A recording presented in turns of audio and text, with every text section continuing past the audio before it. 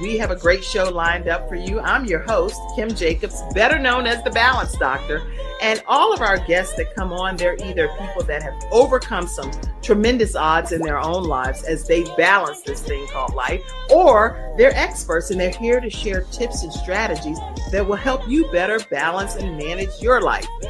Grab your virtual seats and let's get ready for some real relevant and relatable content on today's episode of The Kim Jacobs Show.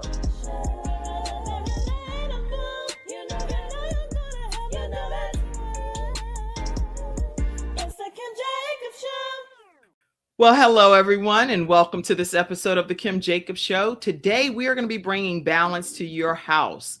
And the way we're doing that is talking with my special guest, Amy Leigh McCorkle. How are you, Amy? I'm doing great. How are you? I'm doing great. And I'm so grateful that you took the time to come here to The Kim Jacobs Show virtually and to share your story, your journey, and to be able to help lives become better, in my opinion. So I'm so grateful. So grateful. Well, I'm happy to be a guest on your show. Thank you. Thank you. Listen, everybody, as you're grabbing your virtual seats, I want you all to know that you should invite as many of your friends, your family, your coworkers, church family, people from all over the world are dealing with this bipolar disorder that's plaguing the world. And so I really want everyone, if you would, just to invite somebody, invite anybody. So, just let me get somebody invited into this platform. I'm even doing it myself. So what I'm asking you all to do, I hate when people tell you to do something and they're not willing to do it either. So I actually want to lead by example and just take a moment and invite some people into today's conversation. So go ahead and do that and take that second. As I prepare, I'm going to go ahead and introduce my very special guest today. Her film, Letters to Daniel, has captivated audiences worldwide. And that's why I'm so glad she's here, because our show streams in 130 countries. So she has won over 100 film festival awards. Oh, I'm glad I said that, because this woman has won so many film festival awards that she should be highlighted on every film outlet across America. I was actually telling her about one of my friends that does an African-American film festival every year. And she was like, the only thing is, I'm white. I said, well, white or not, Black people need to hear your story, right? Yeah, I truly believe that, but I don't want to be talking out my rear end about something I don't understand sometimes. So I want to make sure we're all one blood, regardless of our race. But let me keep introducing. Okay, now you'll make me have to go back, because I want to go back and just make sure that her film, Letters to Daniel, has captivated audiences worldwide, winning over 100 film festival awards and clinching its first industry recognized award at the 12th annual Indie Series Awards. Amy's accolades include Writer of the Year at AOF's No Risk Fee Fest in 2021, and I want to make sure I make those. How do I say that? Imagine. I'm like, how is this spelled? An Imagine Award in 2020 for nonfiction and paranormal romance. Amy's work is deeply influenced by her journey. And her journey is what we're going to be talking about today. I'm not going to read all of that, because I want you to hear it directly from my guest about dealing with bipolar disorder. So we're going to deep dive into our conversation with Amy more on her Letters to Daniel. And that's available on all major retailers, as well as on audiobooks. And it's also a poignant testament to her advocacy. And it's also a film that's adapted and accessible on streaming platforms, including Amazon Prime. So it's a lot that you're going to hear from Amy today. Welcome to the Kim Jacobs Show, Amy Leigh McCorkle. Well, thank you for having me. And since that, I have to update that, because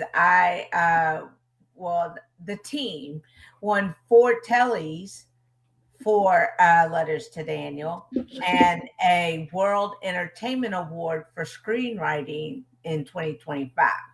What?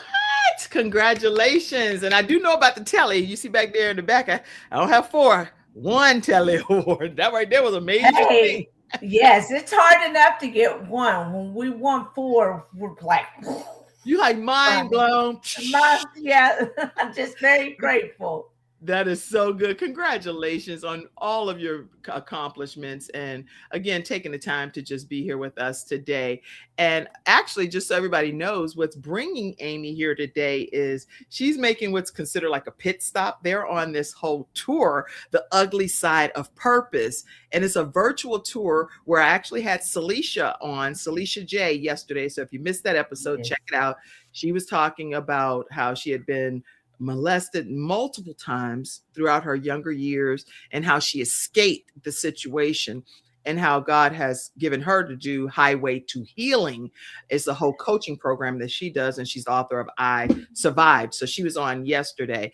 And so today we are being blessed with Amy being here. And the founder of this virtual tour is it Jaquie?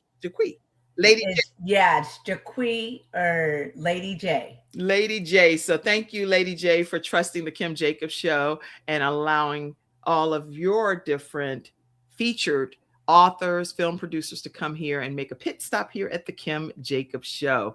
I feel so honored. So, Amy, a lot of people would love to know, because not everyone that's tuning in today knows who you are. They may be meeting you for the first time here on the Kim Jacobs Show. So beyond the awards and the film credits, who's Amy? Talk to us. Who is Amy McCorkle? I will say I'm an author.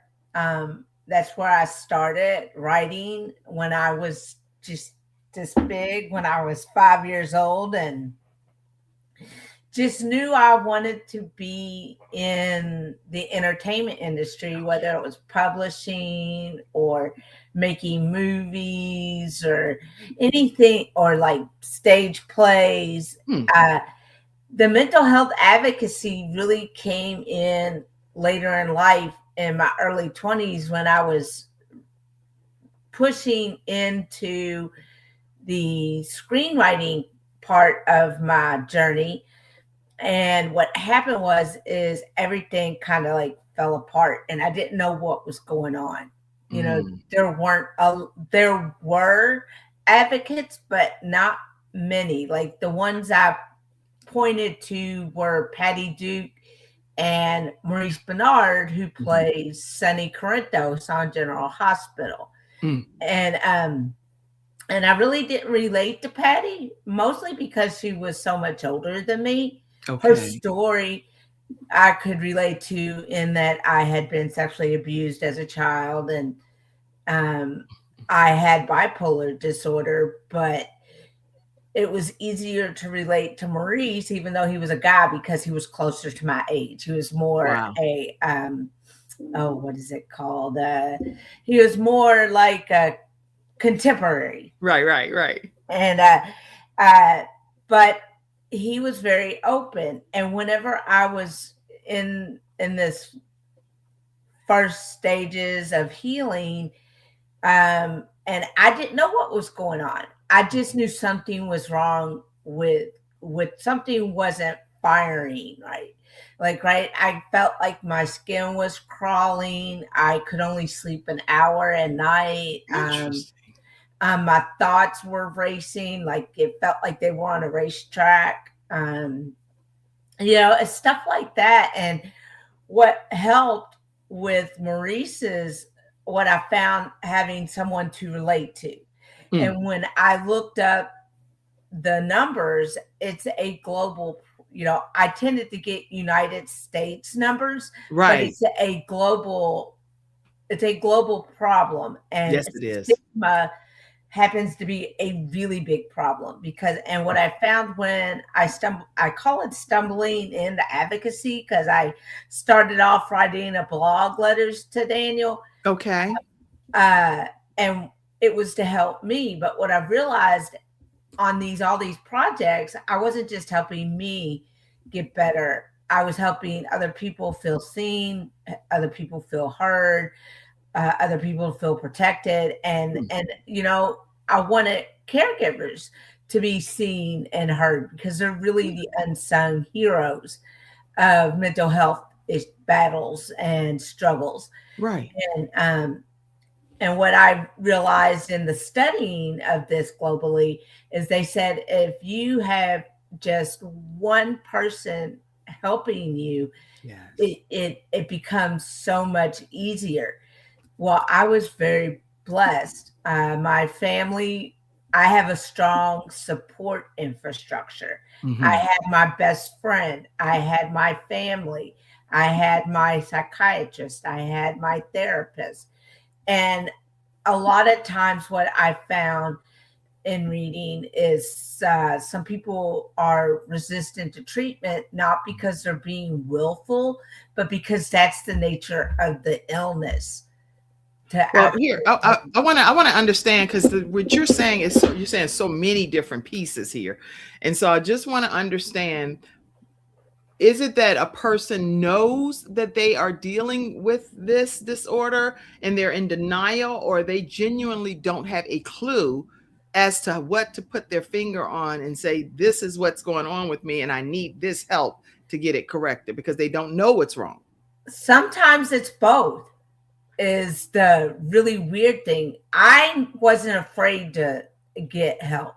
Okay. Once I knew what to ask, and I have a sister who also was diagnosed with it. Okay.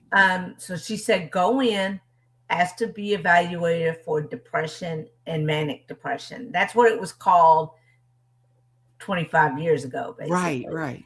Um, but in which case, I would say go in if you are having these symptoms, if you suspect that you are having these symptoms, go in, ask to be evaluated for clinical depression and bipolar disorder. Mm. And and sometimes people that actually the nature of the disease uh, or illness is that you will resist it, and it may be that you're in denial. Mhm. What happens is it's cyclical. Like, let's say you have an episode, let's say I have a manic episode, Okay. and it usually lasts about 2 weeks, and then you're taking the medicine and you start to feel better, and you're Yeah. doing all the things that you're supposed to do to make yourself feel better, Mhm. and you feel better and you go, oh, I feel better, I don't need this medicine anymore. Oh, okay. And they'll stop taking it. Hmm. And that wasn't from that wasn't my issue, but it is a very big one, and it's one to be try to be understanding of someone when they're battling with that, because your brain, what they say, well, why can't you just think your way out of this? Well, part of the problem is your brain is wired differently, and it lies to you and says, oh, Interesting. you're better now, you don't need this. And then you'll also get people in different communities saying, well, you just need this, you Mhm. just need one piece of the puzzle. Like for me, my spirituality, my relationship with God helps me with it. But there is also a symptom called religious ideation, which makes you think you are God. If you're not, like, Mm. if you're in a full blown psychotic manic episode, like a break, you Mhm. may think you're John. I had a cousin who thought he was John the Baptist. And yeah. So, but God, God is good. He's taken a new medication, and he's coming out of the darkness of the disease. Wow. So There are like 37 million. I was looking this statistic up. It says 1 in 200 or 37 million people live with bipolar disorder worldwide, according to the World Health Organization. And it's associated with significant disability and difficulties in many areas of life. And many times people are misdiagnosed or untreated and experience discrimination and stigma because they're not properly being diagnosed. So, how do you get physicians to formally you said you had to ask, you had to go in and yeah, say, can I you check say on me? it took me.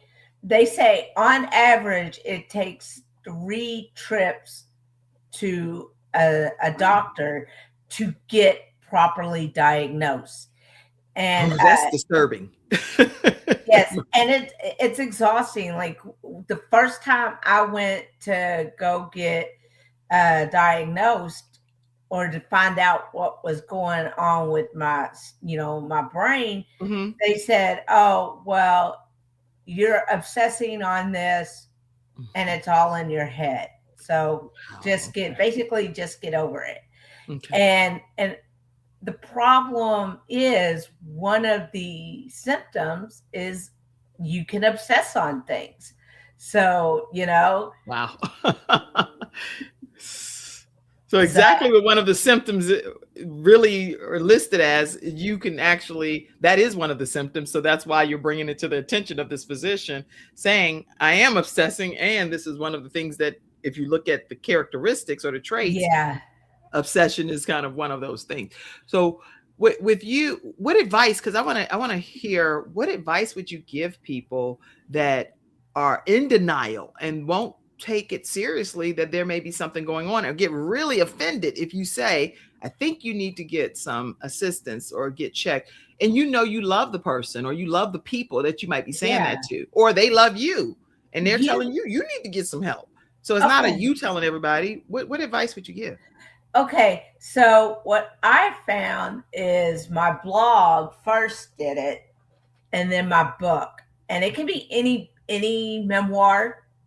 Let's say there's a writer or a filmmaker or a musician that your loved one admires, Mm. or and maybe and they've got a book out, and you say, hey, I think you might be interested in this. And then you don't tell them, hey, I think you got bipolar disorder, but I said you may be able to relate to this person.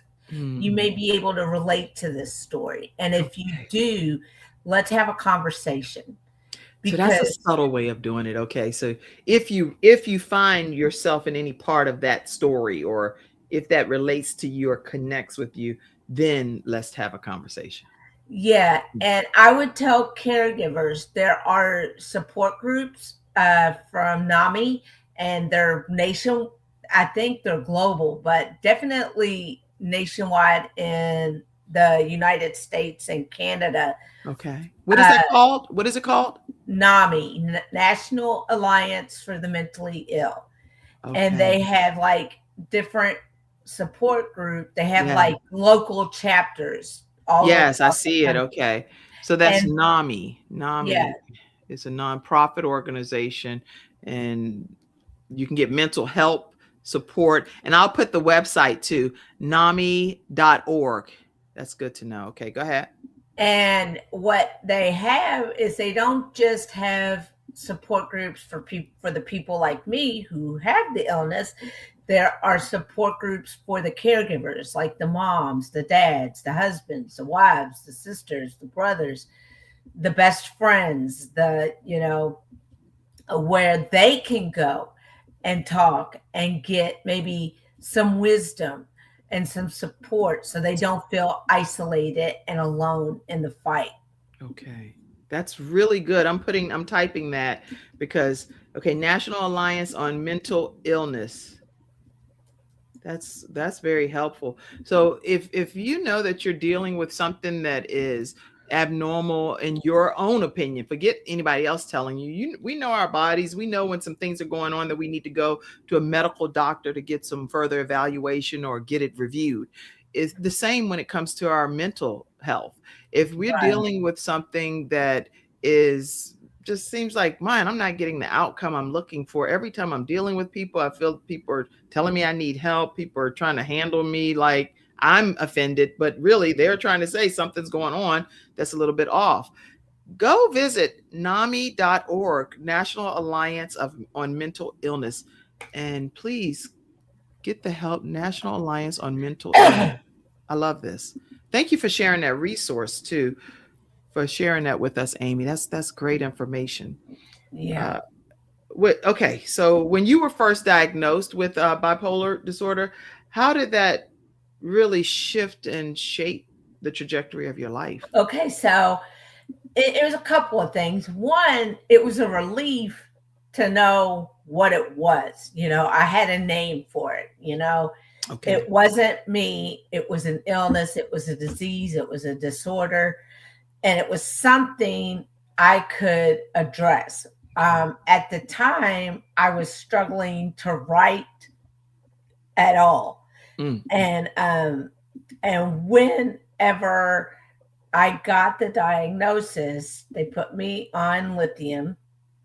And lithium is a good medicine. It's Okay. just I happen to have reactions, physical reactions to the medication.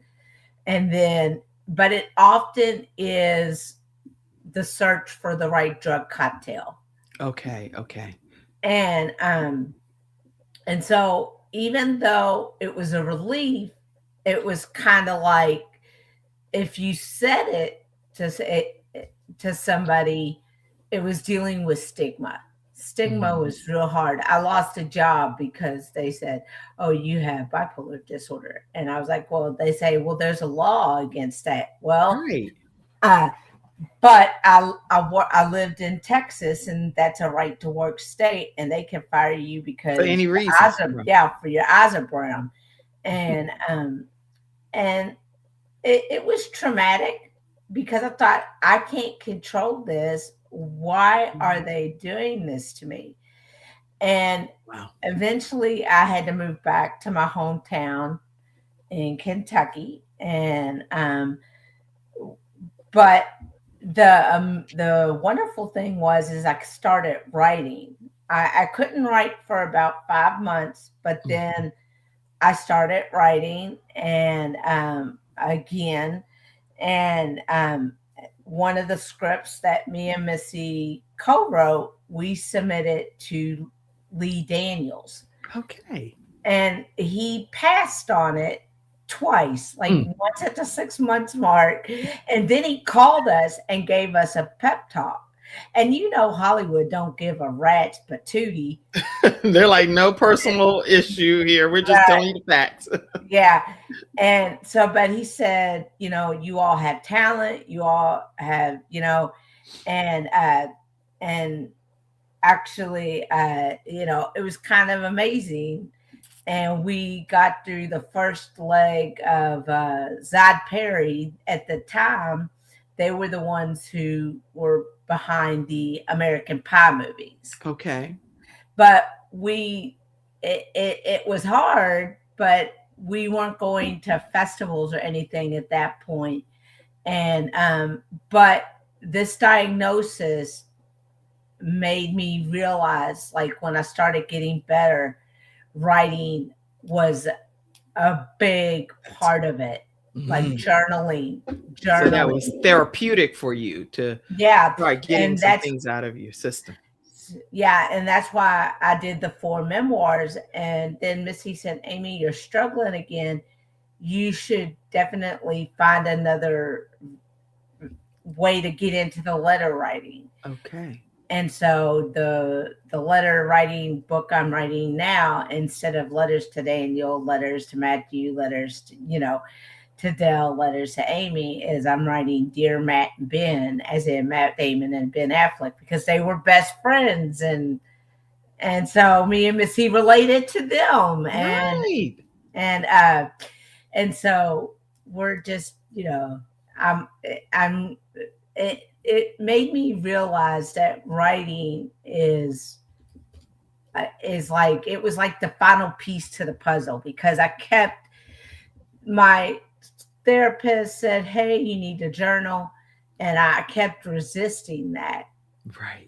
And then I finally started journaling, and it was like I was taking my medicine like I was supposed to. That's I good. was going to my appointments like I was supposed to. Mm.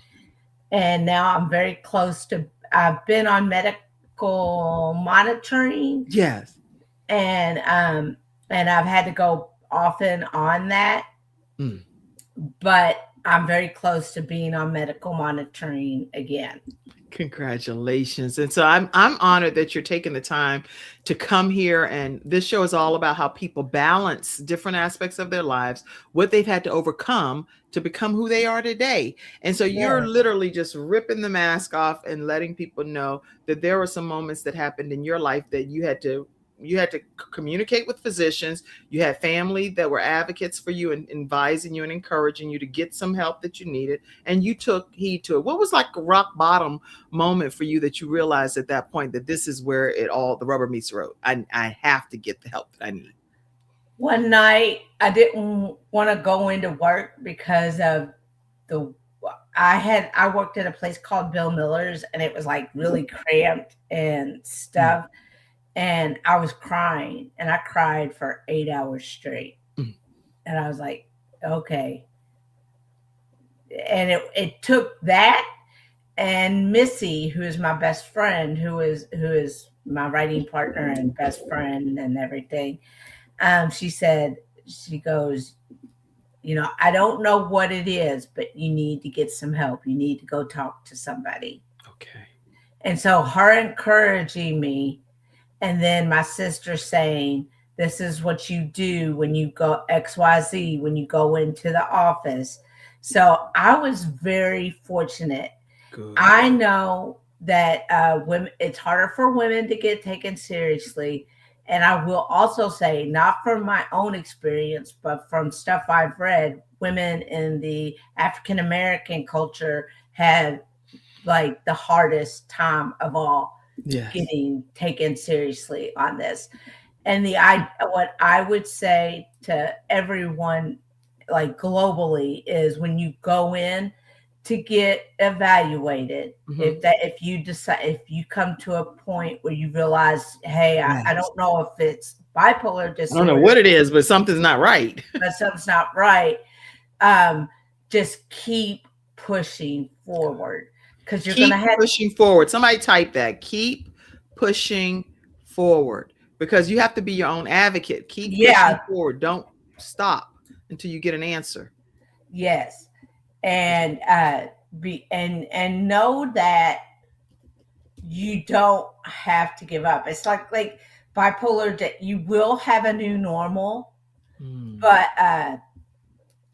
but I will say, you can still have your dreams. You can still, because I think the what people don't see sometimes when they hear the diagnosis, they see that, and they don't see what we are, and we're just human beings who have hopes and dreams and stuff too. So uh, I think that globally, just be your own strongest advocate. But if you can find that one person, and that one person for me when I was down in Texas was Missy. Yeah. And if you've seen, if you want to see the movie, and you'll see that I was not always the nicest to Missy. That's And right. Now, please tell me I'm a sleuth. I'm back here in the back office trying to see, because I don't have a picture of Missy. So I'm gonna put something up. that's her. That is her. Yes, Kim, you are brilliant at what you do, girl. Yes. So like, oh, that is Missy. Yeah. So And she's very important in your life. Very important. yeah, So how important is it to have that one ride or die? Somebody you can just at it all is times reach out to. essential. And also, not only was there Missy professionally in 2016, I met Dale Weston. And unfortunately, he passed from COVID in August of 2021. Okay. But this is the gentleman. He is. Dale Weston. Okay, here, let me put you over here. Put it up a little closer because I don't have that picture. Let's see. Oh, Dale. Hey, Dale. Yeah. Dale, you're still being talked about, and you're one of the cloud of witnesses for Amy McCorkle. Yeah. Thank you, Dale, for your impact. Praise God. He and he was a champion of mine professionally. Kitty, no, get down. Sorry. Oh, that girl, this show is about how we balance our lives right in real time. You can go ahead and put what's the thing? What's the animal name? Nancy. She's Nancy can come right on screen, trust me. So that's fine. oh, she's so funny. She's like, Like, I know you're not on a good show and you're not even gonna let me get my debut. Are you kidding? Hey Nancy, we hear you. We hear you back there. If she gets in my lap, if she comes over to my leg, I'll lift her up and show her. She's 12 pounds. Hey, Nancy. She's 12 pounds of white and ginger. Oh, with a little freckle on her nose. And you know what? Even I know we're talking about your friend Melissa, but also talking about Nancy for a second too, because having a companion or a pet, I believe pets are very loving in nature. How has that helped you in dealing with bipolar? Oh yeah, I've had 3 cats in adulthood, and unfortunately, one was China, and they've all been gingers of some kind. The first one was China, and she was with me from almost the beginning of being back in Kentucky until when me and Missy's work was first recognized at a film festival. Wow. And then there was Luke. He was diabetic. So he had a short life. He was only 8. Wow. And then Nancy, the day Luke passed, Missy was showing me pictures of the different animals, and they showed a picture of Nancy, and she was hunkered down and her ears were flat. And I was like, I knew whoever got her, she was probably feral. And that she came from a hoarding situation. Oh, okay. So I went and I got her, and she did not meow the whole way home. And when we let her out, she crawled up into the couch for 2 days, and then I had to have my cousins, the cat whisperer, get her out from underneath there, and I got her back in the pet carrier, and then I put her in my room, and it was she didn't meow for 4 months. Oh, wow. So she had a lot of transition and who knows, like you say, what she personally went through. And so she needed you just as much as you needed her. And now she's like, hey, I'm ready to get in your lap. I'm rubbing on your legs. I'm a part of the fam. I'm home. Yeah, the way we tamed her was with lunch meat. She's like, you know what to do. Now I'm at home. Like, forget that cat food. I need some homemade cooking, some home cooking.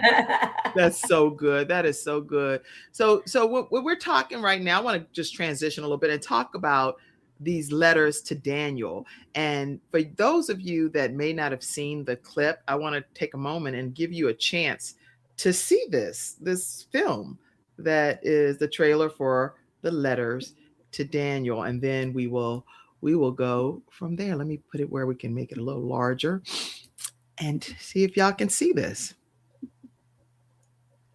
Can everybody see it? Yeah, I think we can. We're going to listen to this clip for a second, and then we'll come right back on. Dear Daniel Craig, life did not always look like this. This marked a moment of triumph, a way of crushing an abysmal past and daring those with a stereotypical view of those with mental illness to challenge me on any front. To many, this was just a documentary. For me and Missy, this was our life. It's like my skin is coming off. And my thoughts, they're racing so fast. I can't keep up. I'm suffering too, you know. You're not the only one. Like my mind is coming apart and I can't get it to come together. I think it's more than just that. Amy's been having a really hard time lately. She goes on these crying jags. She explodes without warning. She's so angry and so paranoid these days. She's not the happy Amy that I remember from Kentucky. She thinks you're manic depressive. I, however, do not. I think this is something you've been obsessing on. I believe that it's all in your head.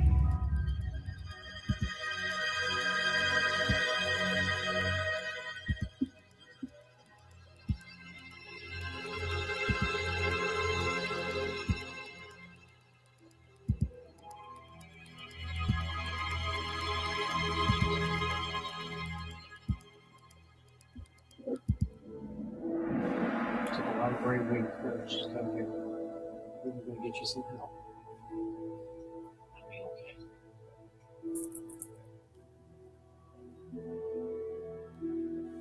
You do have a diagnosis. You have rapid cycling manic depression.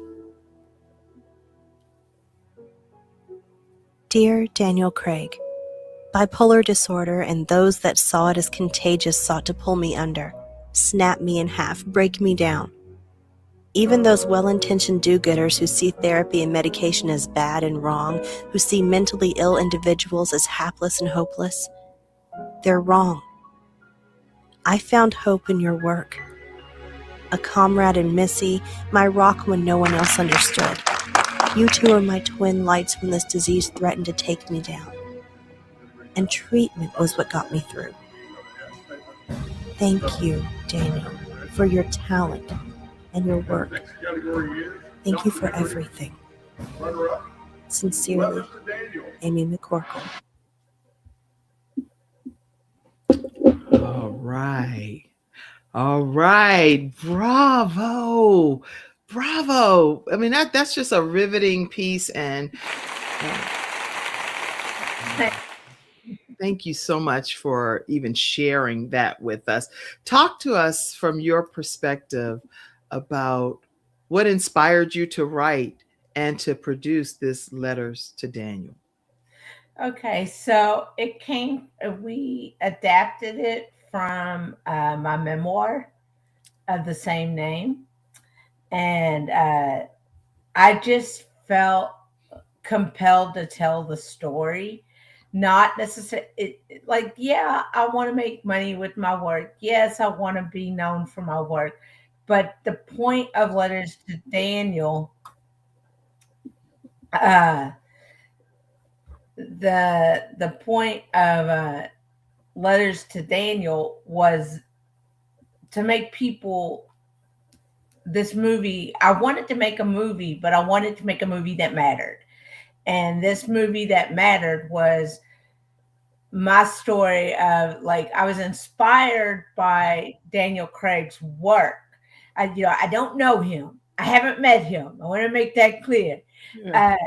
But I was inspired by his work, and he is also a strong mental health advocate because he struggled with the blistering fame that came along with James Bond.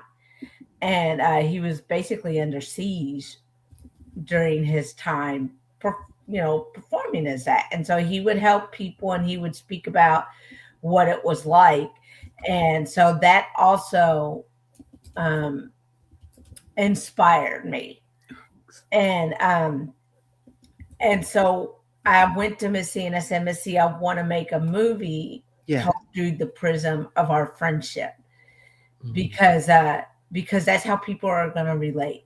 And I said, and I want people to know about what it's like to be me and what it's like to be you. Because a lot of times you get it from the caregiver's point of view. And there's nothing wrong with that because I think we need those movies. But I felt like we needed one that would make people like me seen and heard and protected. That's really good from both perspectives. So, because in that clip, I could see her, I could see you, and both are important and necessary because without her, you could have gone way different direction without her pulling you back in. So I love the interaction and the way you painted the picture. Yeah. Oh, well, thank you. So Even when I'm writing genre work like paranormal romance or anything like that, Yeah. it stems from Letters to Daniel. And now I've got a distribution deals for the last 3 screenplays in the film franchise. And so I'm at the time I'm shopping it, looking for investors, that kind of thing. But we're supposed to film next June, all 3 of the last. And we also have a limited series in development spin-off of it. So, Good. Well, and congratulations. well, Wonderful. thank you. Thank you for sharing your work. And sometimes I'm thinking too, this has to be so much vulnerability that you're sharing. And especially when you're putting it into a book or into a film. What was there any specific piece of this that was the most difficult for you in writing, especially writing a book?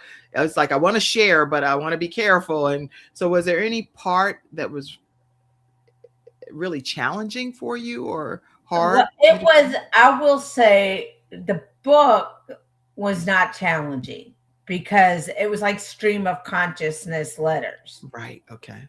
So what was in came out.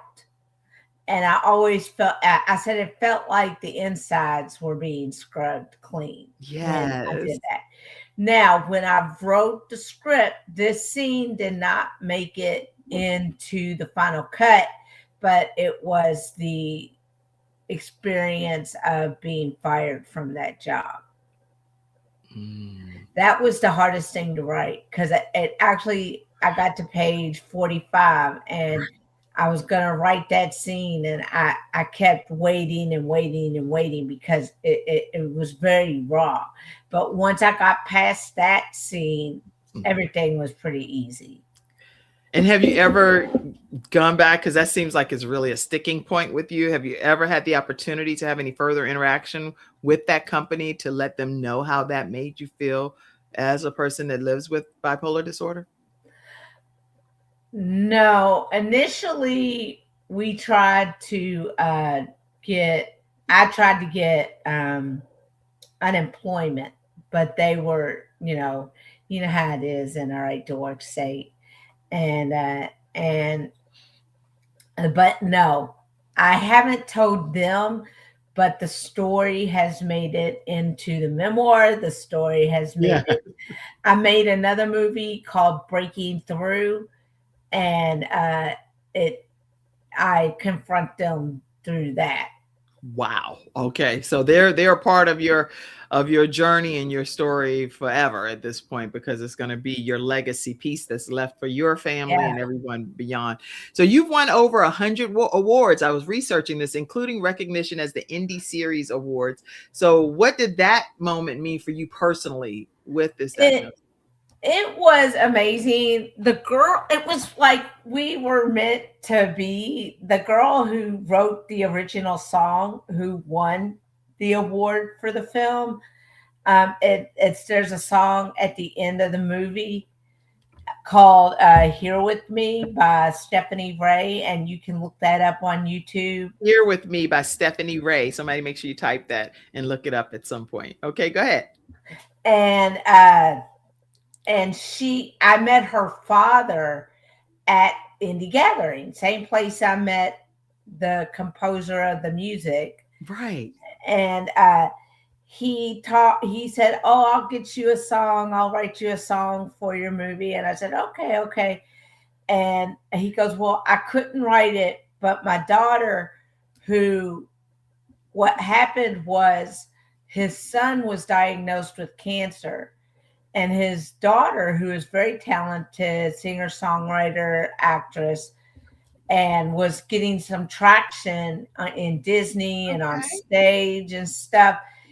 And what happened was she had a breakdown and they had to put her in an institution. Okay. And the first work she composed coming out was the song for this movie. Oh. And this song was submitted by Warner Music Brazil to the Oscars that year. Wow. So the song is so beautiful. So if you get a chance to hear it, go look at it, support her. The song actually got her an artist deal with Warner Music Brazil. And here, that was her first debut experience. Look at God. That's awesome. Awesome. Well, you'll be her guinea pig anytime, right? It's like, please use me any day. That's a beautiful thing. And so I know that was a very special moment for you. I have some pictures here that I was going to pop up too. This one is Ace Honors is coming up. Yes, I directed a movie last Labor Day weekend called Agent A Awakens, and it is kind of like if you've ever seen the movie Hannah or La Femme Nikita or No Return. It's got that kind of flavor, but we only have 1 or 2 action sequences because we made it for like $500, and and we filmed everything on this. Okay. But the fact that I am nominated at all is what I feel blessed. And there's the scoring rubric. Part of the rubric is a popular vote. I'm in the independent categories. Okay. They have mainstream categories. Like some of the things in the mainstream categories are like, I know you've heard of the show Beyond the Gates. Oh, yeah. Oh gosh, I love that show. My friend is the creator of it. And she is amazing. She was one of the first, I would say she's my Twitter friend before Twitter went to become X and all of that stuff. Yeah. Right? But I would say we're Twitter friends. Oh, that's funny. She was she supported Letters to Daniel from the time it was a blog entries to the movie. Okay. And the Beyond the Gates, they got Forever Sisters. Oh, you got some serious players up in there, and now you got Amy Leigh McCorkle in the independent category. I'm just in the independent category. Those are the mainstream. Let's take that back. You are in the independent category, and guess what? You are making inroads, and that's why you're being recognized for your work. Yes, I'm really excited for the re-up experience because I was named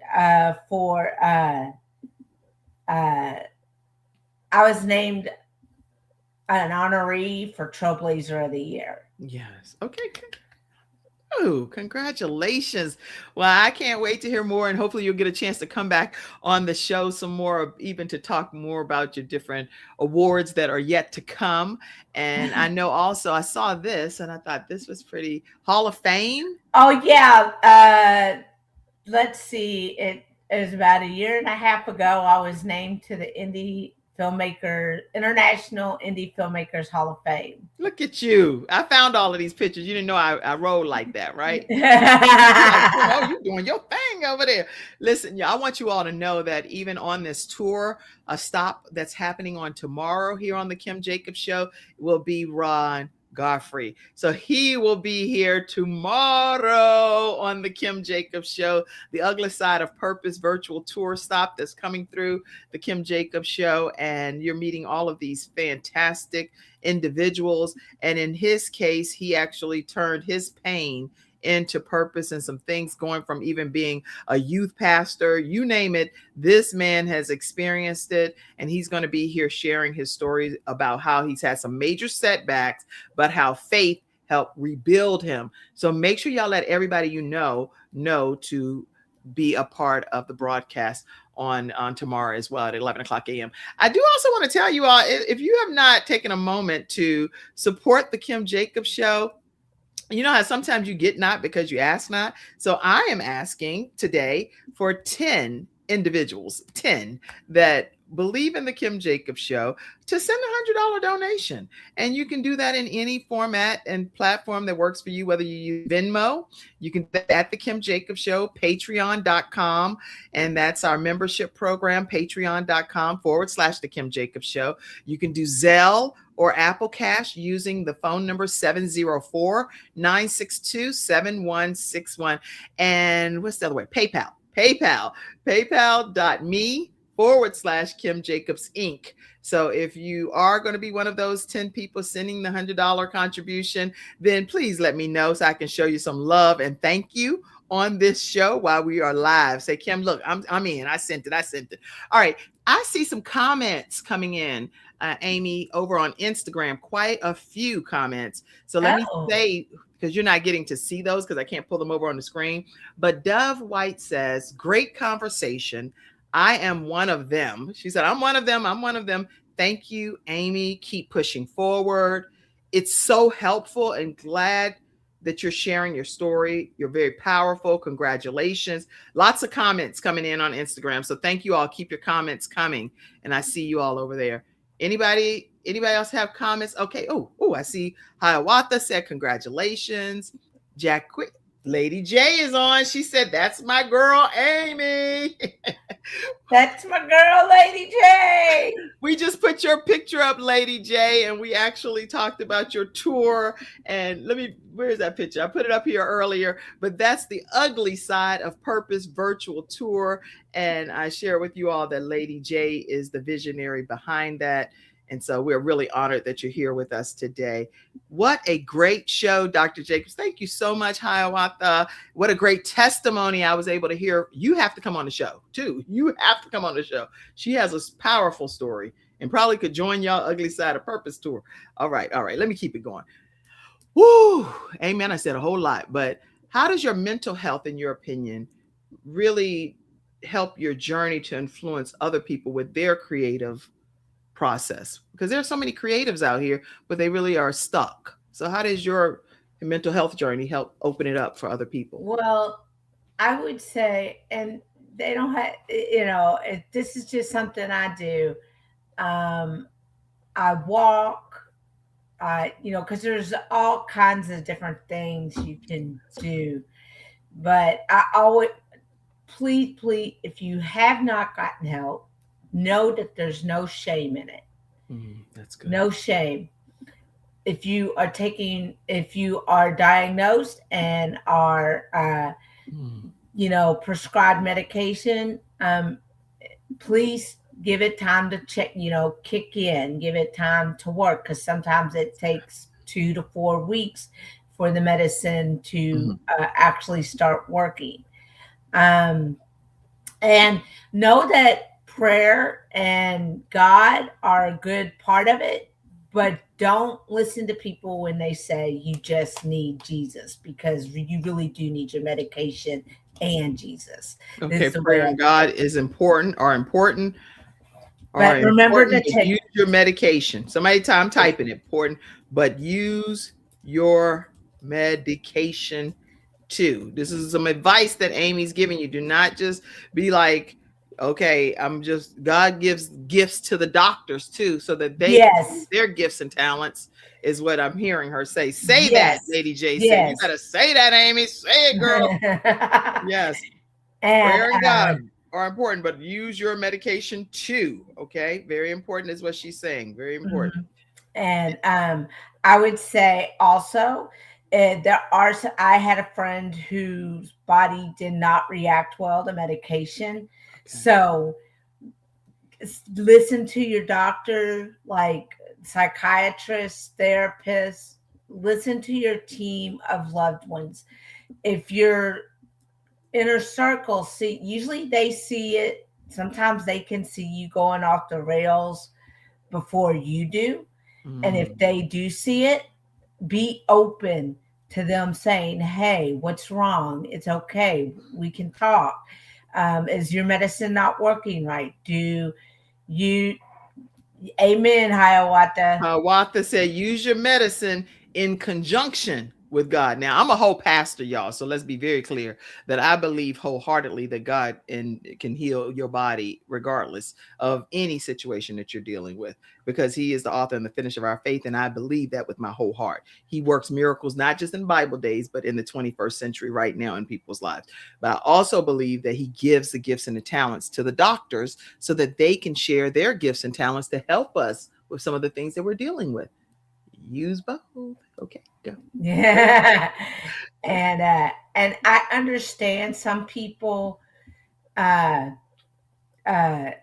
sometimes they have bad reaction, like negative reactions Okay. to the medicine. Mhm. So be sure to use your spiritual faith, whether you're Jewish or Christian Right. or whatever, and because there's a lot of faiths out there. There's a Right. lot, Lots of different versions of what people believe. yeah, but it's good to use your spirituality with the medicine.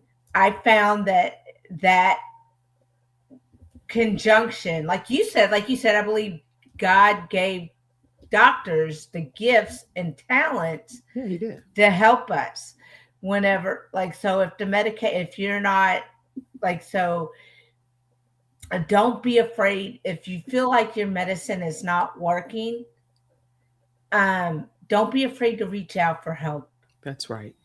And say, hey, this isn't, for some reason I'm feeling wonky, for Right. lack of a better term.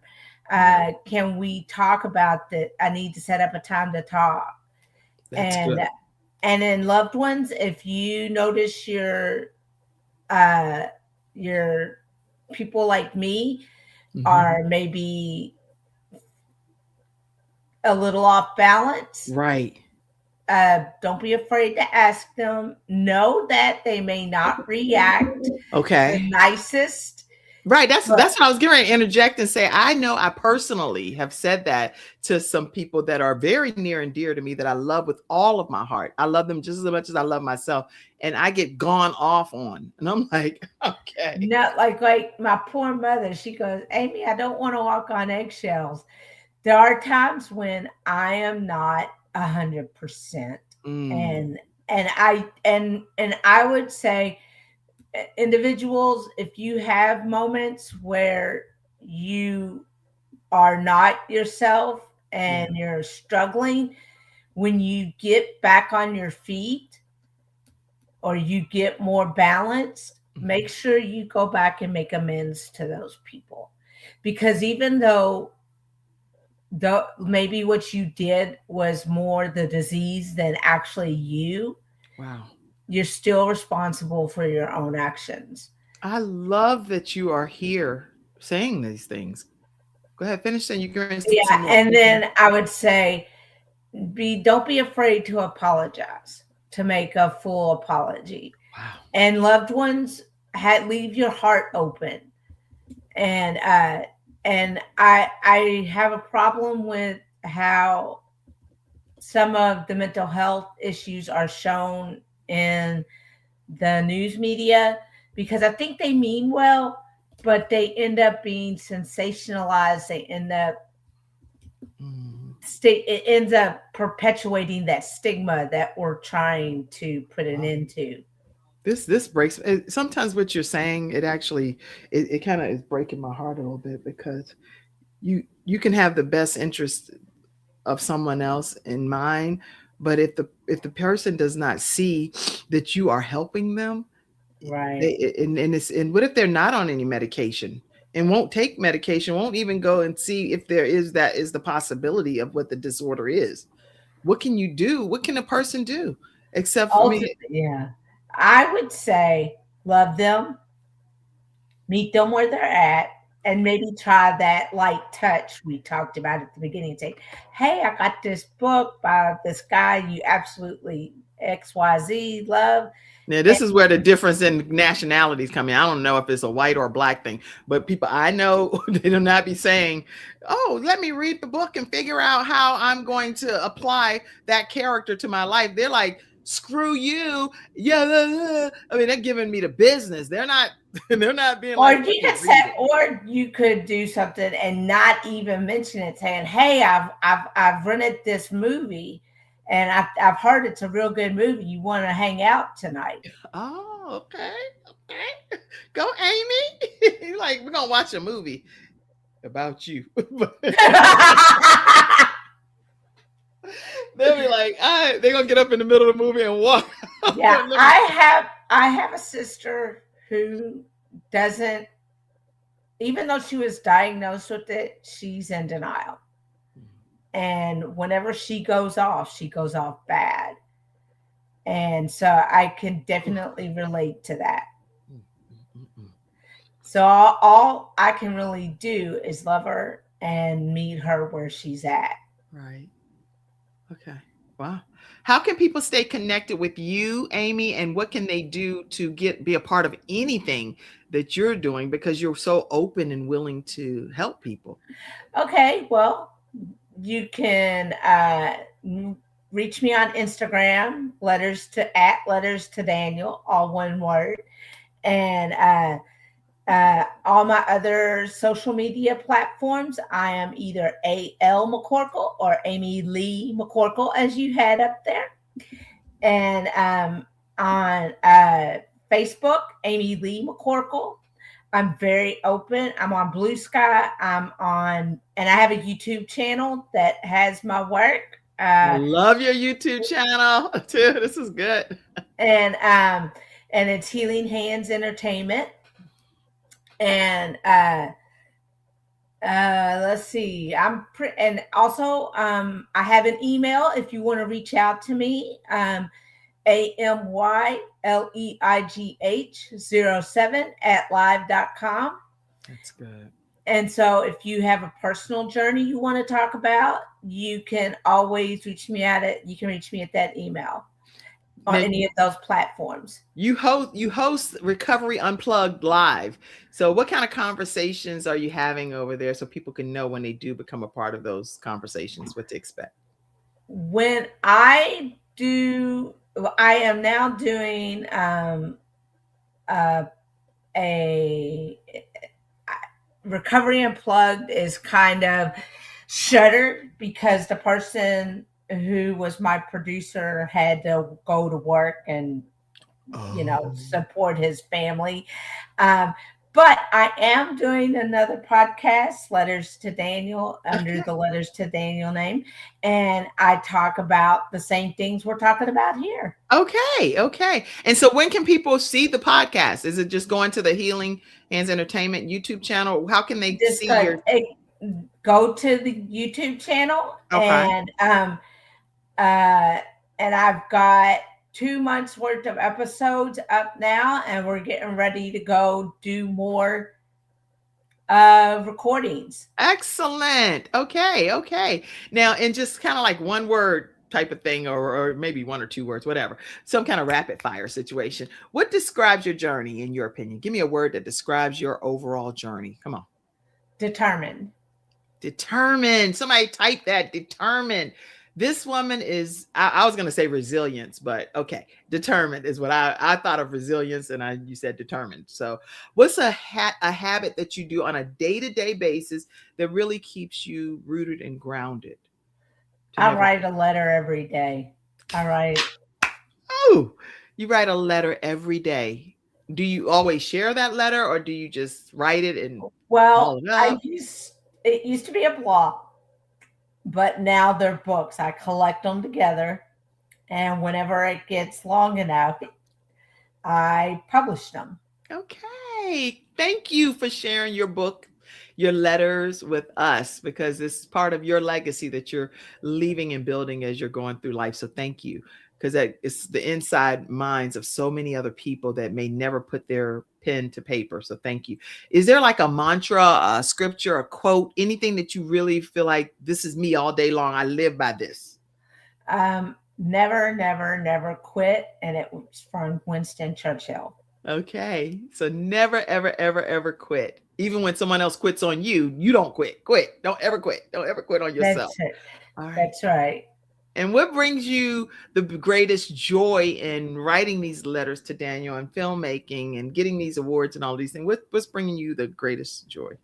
The greatest joy is getting to meet some of my heroes. I've gotten to meet Maurice Bernard. I've gotten to meet Kevin Smith. I've gotten to meet Cindy Cowan. I've gotten to meet, all these people. Like when I go to these festivals or film markets or events that are held. Like one of the greatest bucket listings I got to do is go to Macbeth and see Daniel Craig play Macbeth with his James Bond body still. So that's awesome. So you're coming into contact with greatness all over the world, and they're coming into contact with greatness through you. So, okay. My final thought on this whole thing today, with us learning about bipolar disorder, how to be a caregiver and a family member of someone that's struggling with it, whether they know they're struggling with it or not. You dropped so many significant nuggets of hope and inspiration. If you were able to kind of sit down with your younger self back when before you ever started writing and before the diagnosis, before all of the awards and all of that, what would you say to that younger version of Amy? It's going to happen. It's just not going to happen in the way that you think it is. Wow. And that's why I am going to find one of those sounds that is a drop the mic, because I don't have that sound effect over here. But I want to tell you, you've been the heartbeat of the show today. And thank you for blessing us and gracing us with your presence. Thank you, Lady J, for trusting the Kim Jacobs Show and bringing your tour right through our station here, and we greatly appreciate it. For everyone that is anywhere local in the Charlotte and surrounding areas, I am a new pastor here in Charlotte and pastor at Promise Fellowship Church, PFC. And we have our services at the Brownstone Signature Events venue. So 12080 University City Boulevard, right in Harrisburg, North Carolina, 5 minutes from UNC Charlotte. So come on out, fellowship with us on Sundays at 10 a.m. And we did just receive an award as the Kim Jacobs Show through CTR Media Network on Roku, Fire TV, and Apple TV, and all of those different outlets.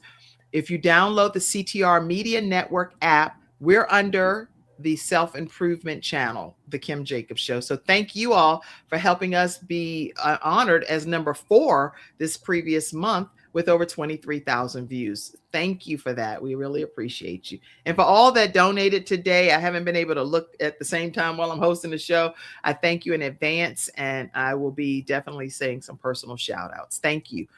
Amy, any closing comment? No, it was a wonderful time. Thank you. Thank you. Thank you. You're a game changer. Thank you for blessing us by being here today.